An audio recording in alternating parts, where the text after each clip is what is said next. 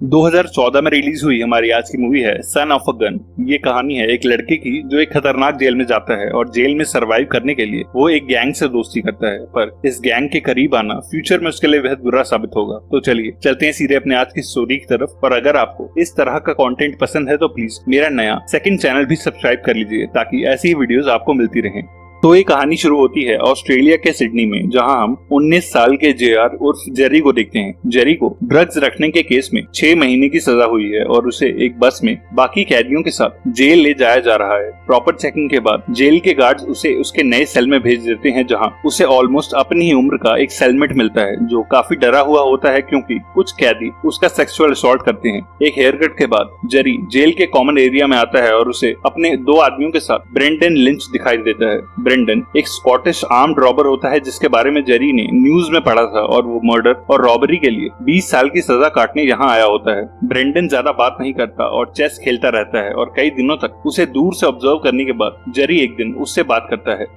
Jerry उसे chess की एक चाल सजेस्ट करता है और चेकमेट होने से बचा लेता है और ब्रेंडन उससे इम्प्रेस होता है क्योंकि उसे चेस खेलना बेहद पसंद होता है। पर ब्रेंडन जेरी से फ्रेंडली होने के बजाय उसे वापस अपने सेल में जाने को बोलता है। जेरी देखता है कि डेव नाम का एक क्रिमिनल अपने 2 साथियों के साथ रोज उसके सेलमेट का जबरदस्ती रेप करता है क्योंकि वो फिजिकली इतना स्ट्रॉन्ग नहीं होता। और एक रात को वो देखता है कि उसका सेलमेट एक टूथब्रश को घिस के शार्प कर रहा होता है ताकि डेव और उसके आदमियों से खुद को डिफेंड कर सके। अगले दिन डेव अपने आदमियों के साथ हर रोज की तरह उस लड़के को दबोचने आता है, पर जेरी अपने सेलमेट से लड़ाई करने की एक्टिंग करने लगता है और गार्ड्स उन दोनों को सॉलिटरी कन्फाइनमेंट में फेंक देते हैं और 2 दिनों के लिए वो अपने सेलमेट को उन रेपिस्ट से बचा लेता है। पर सॉलिटरी से बाहर आके जेरी देखता है कि डेव और उसके आदमी फिर से उसके सेलमेट को तंग कर रहे हैं और ब्रेंडन उसे कहता है कि तू जेल में अपने काम से काम रख और अपने सेलमेट को डिफेंड मत कर वरना डेव तेरे पीछे भी पड़ सकता है। जेरी का सेलमेट रोज रोज के टॉर्चर और अब्यूज से तंग होके रात को उस टूथब्रश से अपना गला काट के सुसाइड कर लेता है।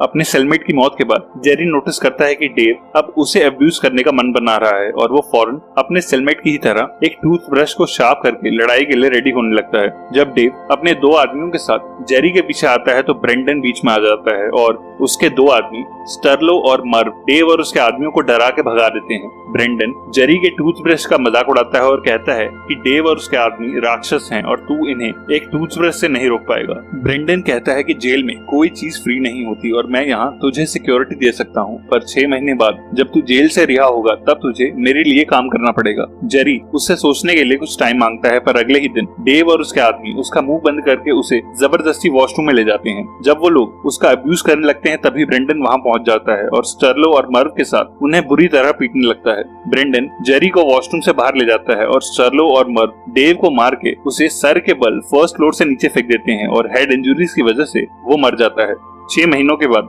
जेरी अपनी सजा खत्म करके जेल से बाहर आता है और जेल में किए गए अपने प्रॉमिस के अकॉर्डिंग वो अब ब्रेंडन के लिए काम करने लगता है। ब्रेंडन उसे एक क्राइम बॉस सैम का एड्रेस देके भेजता है और रिहा होके जेरी सीधा सैम के ऑफिस जाता है। सैम को जेरी के आने की खबर पहले ही मिल चुकी होती है, इसीलिए वो उसे रहने के लिए एक आलीशान अपार्टमेंट और एक ब्रीफकेस देता है जिसमें ब्रेंडन का सामान होता है और वहीं उसे ऑलमोस्ट अपनी ही एज का सैम का नेफ्यू जॉश भी मिलता है जिसे जेरी बिल्कुल पसंद नहीं आता। जेरी उस अपार्टमेंट में जाता है और वो ब्रीफकेस खोल के देखता है जिसमें ब्रेंडन के लिए कपड़े, कुछ फेक पासपोर्ट्स और एक लोडेड पिस्टल होती है। रात को एक लड़की जेरी का डोर नॉक करती है जिसका नाम ताशा होता है और वो अंदर आके जेरी को कुछ कैश और एक सेलफोन देती है और कहती है कि तुझे आगे क्या करना है ये तुझे इस फोन से बताया जाएगा। और बिना उससे ज्यादा बात करे ताशा वहाँ से चली जाती है। 2 दिन के बाद वो फोन रिंग होता है और जेरी को एक एड्रेस पे जाके विल्सन नाम के एक आदमी से मिलने को कहा जाता है और ब्रेंडन शहर से बाहर उस एड्रेस पे जाता है और विल्सन से मिलता है। विल्सन एक एक्स आर्मी ऑफिसर होता है जो अकेले एक ट्रेलर में रहता है और वो जेरी को अलग अलग टाइप के हथियार जैसे असॉल्ट राइफल्स और रॉकेट लॉन्चर्स दिखाता है, जिसके बाद वो जेरी को एक खाली मैदान में ले जाता है और बारी बारी से उसे वो सभी हथियार चलाना भी सिखाता है।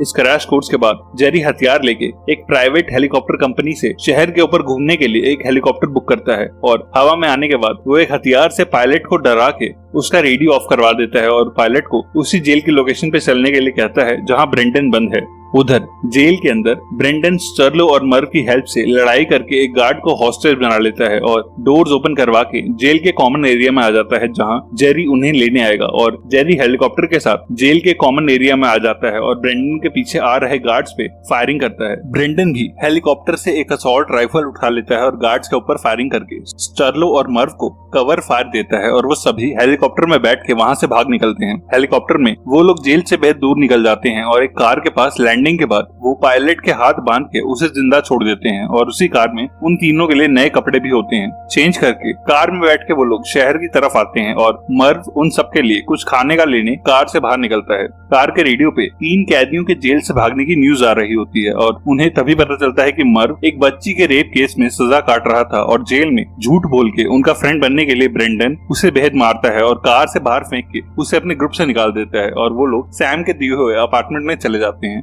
जेरी के साथ ब्रेंडन और स्टर्लो उस अपार्टमेंट में आते हैं जहां ब्रेंडन सैम का भेजा हुआ अपना सूटकेस देखता है और उसमें से अपनी पिस्टल निकाल लेता है। शाम को वो तीनों सैम के घर एक पार्टी में जाते हैं जहां सैम ब्रेंडन को आजाद देख के बेहद खुश होता है और वो उसे रिफाइनरी से करोड़ों की गोल्ड ब्रिक्स चुराने का असाइनमेंट देता है। उसी पार्टी में फिर से जेरी को ताशा नजर आती है और वो पूल के पास उससे बात करने लगता है। सैम के नेफ्यू जॉश को जेरी का ताशा के करीब आना पसंद नहीं आता और वो उसे पूल में धक्का मार देता है। जेरी को स्विमिंग की कोई नॉलेज नहीं होती और उसे डूबता देख के ताशा उसे पूल से बाहर निकालती है और जेरी बाहर आके जॉश से लड़ने लगता है और ब्रेंडन बीच में आके उन्हें रोकता है। गुस्से में जेरी उस पार्टी से बाहर निकल जाता है और बाहर उसे ताशा अपनी कन्वर्टेबल कार में मिलती है। ताशा जेरी को लेके एक चाइनीज रेस्टोरेंट में जाती है जहां वो दोनों डिनर करते हैं। जेरी उससे पूछता है कि जब ताशा के पास इतनी महंगी कार है तब वो सैम और उसके गैंग के साथ रहने की जगह यहाँ से भाग क्यों नहीं जाती। वो कहती है कि सैम एक बेहद खतरनाक आदमी है और उससे पहले एक लड़की ऐसे ही भाग निकली थी पर सैम के आदमियों ने उसे ढूंढ के मरवा दिया था।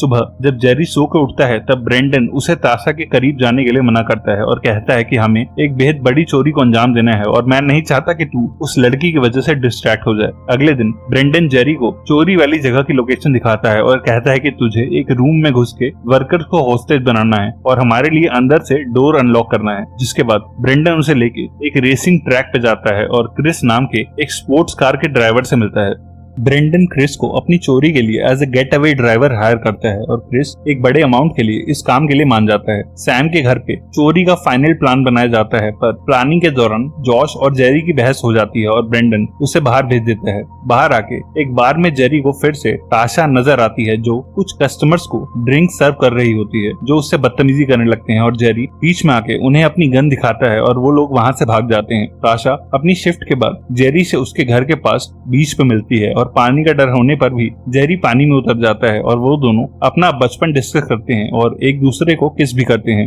एक रात साथ गुजारने के बाद अगली सुबह ताशा जेरी को गुड लक के लिए अपना एक नेकलेस देती है और जेरी उसे अपना सामान पैक करने को कहता है और बोलता है कि इस चोरी से अपना हिस्सा लेने के बाद वो दोनों साथ में भाग जाएंगे। जेरी ब्रेंडन के पास पहुंचता है और रात को वो लोग 2 डिफरेंट गाड़ियों में अपने टारगेट की तरफ निकलते हैं। रास्ते में स्टर्लो जेरी को बताता है कि उसने ब्रेंडन के साथ इससे भी खतरनाक चोरियों को अंजाम दिया है और वो सभी अपनी लोकेशन तक पहुंच जाते हैं। रिपेयरिंग कंपनी की नकली आईडीज दिखा के वो लोग उस माइनिंग साइट में घुस जाते हैं और जेरी को एसी डक्ट के थ्रू उस रूम की छत पे भेजा जाता है जहाँ गोल्ड ब्रिक्स बनाई जाती है। सब लोग अपनी पोजीशंस पे रुक के सुबह होने का वेट करने लगते हैं और सुबह होते ही वर्कर्स की शिफ्ट चेंज पे ब्रेंडन स्टर्लो और जॉश के साथ अंदर घुस जाता है और एक गार्ड को मार के कैमरास और सिक्योरिटी अलार्म पे कंट्रोल कर लेता है। अंदर जेरी भी एसी डक्ट से कूद के उस रूम में आ जाता है और सभी वर्कर्स को गन पॉइंट पे हॉस्टेज बना लेता है। जिसके बाद वो अंदर से ब्रेंडन और बाकी लोगों के लिए डोर अनलॉक करता है। स्टर्लो और जॉश सभी वर्कर्स पे गन पॉइंट करते हैं ताकि वो पैनिक बटन प्रेस न कर पाए और ब्रेंडन और जेरी 2 वर्कर्स को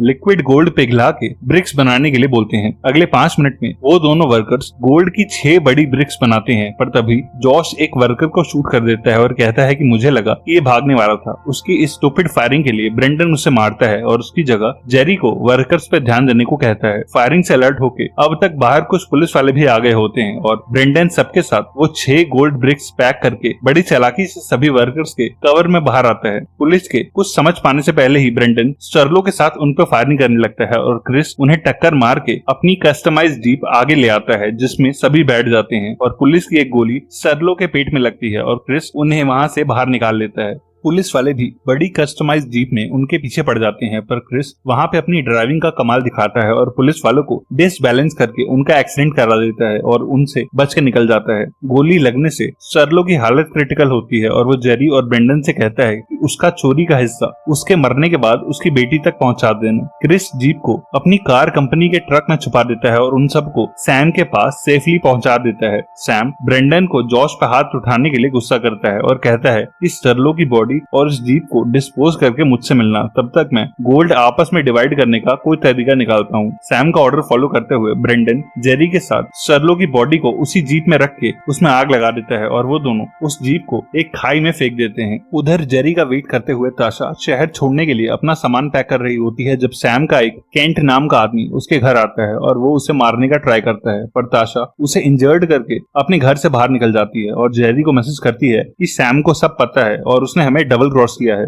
जेरी ब्रेंडन के साथ अपने अपार्टमेंट के बाहर ही रुक जाता है और देखता है कि सैम ने पुलिस को उनका एड्रेस दे दिया है और पुलिस उन्हें अरेस्ट करने के लिए उनके घर को घेर रही है और वो दोनों वहाँ से भाग निकलते हैं। ब्रेंडन जेरी के साथ एक कब्रिस्तान में जाता है और एक ग्रेव के पास से खोद के कुछ पैसे निकालता है और कहता है कि हम इन पैसों के साथ मेलबर्न शहर जाएंगे क्योंकि सैम अपना गोल्ड बेचने वहीं आएगा। जेरी ताशा को भी अपनी ट्रेन और सीट नंबर्स टेक्स्ट करता है और ताशा और वो उसी ट्रेन में मिलते हैं और ब्रेंडन के साथ मेलबर्न शहर आ जाते हैं। मेलबर्न शहर आके वो देखते हैं कि गोल्ड चोरी के लिए उनका चेहरा न्यूज में आ रहा है, पर सैम और उसके नेफ्यू जॉश का कहीं जिक्र नहीं है। ब्रेंडन ताशा को खाना लेने बाहर भेजता है और उसके जाने के बाद जेरी को समझाने लगता है कि ताशा के साथ इमोशनल होना सही नहीं है क्योंकि वो फ्यूचर में उसके लिए प्रॉब्लम्स क्रिएट कर सकती है। ब्रेंडन उसे कुछ पैसे देता है और कहता है कि ये पैसे उसे देके अपनी जान छुड़ा ले क्योंकि वो इसी टाइप की लड़की है, पर ताशा उन दोनों की ये बातें सुन लेती है और गुस्से में बाहर भागती है और जेरी भी उसके पीछे भागता है और उसे समझाने की कोशिश करता है कि वो उसके बारे में ऐसा नहीं सोचता। ताशा उससे ब्रेकअप कर लेती है और उससे कहती है कि काम पूरा होने पर एक दिन ब्रेंडन तुझे भी छोड़ देगा और वो भरोसा करने लायक नहीं है। उधर जब ब्रेंडन उस होटल रूम में अकेला होता है तब वेन नाम का एक आदमी गन के साथ ब्रेंडन के रूम में घुस जाता है। वेन मेलबर्न का ही एक गैंगस्टर होता है जो ब्रेंडन से कहता है कि सैम ने तेरे नाम की सुपारी दे दी है, पर ब्रेंडन उसे बिना डरे समझाता है कि सैम ने करोड़ों के गोल्ड के लिए उसे डबल क्रॉस किया है और वो वेन को सैम के रिवॉर्ड से 5 गुना ज्यादा पैसे देने का प्रॉमिस करता है और गोल्ड ढूंढने में उसकी हेल्प मांगता है। ब्रेंडन एक खबरी से पता कर लेता है कि सैम को गोल्ड के लिए कुछ रशियन बायर्स मिले हैं जिनसे मिलने आज वो मेलबर्न आने वाला है और वो जेरी के साथ उस जगह जाता है जहाँ सैम के बिहाफ पे उसका नेफ्यू जॉश और केंट वो डील करने आए होते हैं। तभी वेन अपने पिकअप ट्रक को उनसे क्रैश करा देता है और ब्रेंडन के साथ मिलकर उन पे फायरिंग करने लगता है। इस फायरिंग में सैम का वो आदमी केंट मारा जाता है और रशियंस वहां से भाग जाते हैं और ब्रेंडन और वेन जॉश को पकड़ लेते हैं। जॉश गोल्ड की लोकेशन बताने से मना करने लगता है और वेन के आदमी उसे पीटने की जगह बिना कपड़ों के एक फ्रीजर में बंद कर देते हैं और कुछ ही मिनटों में ठंड से कांपते हुए वो ब्रेंडन को गोल्ड की लोकेशन दे देता है। ब्रेंडन और जेरी को फाइनली गोल्ड की ब्रिक्स वाले वो ब्रीफ केसेस मिल जाते हैं और वो उन्हें लेके अपने होटल आ जाते हैं। इसके बाद वो दोनों अपना भेष बदल के मेलबर्न से सिडनी आते हैं और सैम के ऑफिस जाके उससे सरप्राइज कर देते हैं जहां ब्रेंडन उसे शूट करके मार डालता है ताकि सैम कभी उनके पीछे ना आ पाए। सैम को मार के ब्रेंडन और जेरी एक होटल में रहने लगते हैं जहां ब्रेंडन अपने बेड के नीचे वो ब्रीफ केसेस रख देता है। ब्रेंडन का बिहेवियर अब बिल्कुल चेंज हो जाता है और वो जेरी पे नजर रखने लगता है क्योंकि उसे डर होता है कि कहीं जेरी गोल्ड लेके भाग ना जाए और जेरी एक दिन सीक्रेटली अपने रूम की डुप्लीकेट चाबी ताशा को मेल कर देता है। वो दोनों एक नई बोट खरीदते हैं ताकि पानी के रास्ते देश से बाहर निकल के एक नई जिंदगी शुरू कर सकें, पर बोट पे आके ब्रेंडन जेरी से अलविदा कहता है और उसे सिर्फ एक गोल्ड ब्रिक देके बोट से उतरने को बोलता है। जेरी ने इस डबल क्रॉस को सेंस कर लिया होता है, इसीलिए वो कहता है कि उन ब्रीफ केसेस में गोल्ड है ही नहीं और गोल्ड अब ताशा के पास है। ब्रेंडन को यकीन नहीं होता और वो बोट में जाके ब्रीफ केसेस को चेक करता है जिसमें गोल्ड की जगह लोहा भरा होता है। वो बाहर आता है और जेरी पे गन पॉइंट करता है, पर तभी ताशा बीच पे से उसे कॉल करती है और कहती है कि अगर उसने जेरी को नुकसान पहुंचाया तो वो सारा गोल्ड रख लेगी और पुलिस को उसकी लोकेशन बता देगी। ब्रेंडन को समझ नहीं आता कि गोल्ड गायब कैसे हो गया जब जेरी उसे बताता है कि उसने और ताशा ने कभी ब्रेकअप किया ही नहीं था और ताशा मेलबर्न से उनके साथ वाली फ्लाइट में ही वापस आई थी। जेरी ने चुपके से अपने होटल रूम की एक चाबी ताशा को भेजी थी और जब वो दोनों सैम को मारने गए थे तब ताशा ने उनके रूम में घुस के गोल्ड बार्स निकाल के उन ब्रीफ केसेस में लोहा भर दिया था। अपनी ही गेम में चेकमेट होने से ब्रेंडन बेहद शर्मिंदा होता है और गुस्से में वो जेरी को लेके पानी में कूद जाता है, पर जब वो रियलाइज करता है कि जेरी को स्विम करना नहीं आता तब वो उसे पानी से निकाल के वापस बोट पे लाता है। जेरी उसे कहता है कि वो सारा गोल्ड हड़पना नहीं चाहता, क्योंकि उसने ब्रेंडन से बेहद कुछ सीखा है और वो बस गोल्ड को आधा आधा डिवाइड करना चाहता है। ब्रेंडन उससे पूछता है कि वो ताशा पे इतने गोल्ड के साथ भरोसा कैसे कर सकता है, और वो कहता है कि वो दोनों एक दूसरे से प्यार करते हैं, इसीलिए जेरी उसे आधा गोल्ड डिलीवर करने का वादा करके उस बोट से ताशा के पास वापस बीच पे आ जाता है और वो दोनों बेहद खुश होते हैं क्योंकि उनका प्लान वर्क कर गया। लास्ट सीन में हम ब्रेंडन को एक लॉन्ड्री में जाता देखते हैं, जहां वो अपने कपड़े वॉश कराने आया होता है और उसी लॉन्ड्री में बैठी एक लेडी न्यूज़पेपर में से ब्रेंडन का चेहरा पहचान जाती है और पुलिस को इन्फॉर्म कर देती है और पुलिस उस लॉन्ड्री को घेर के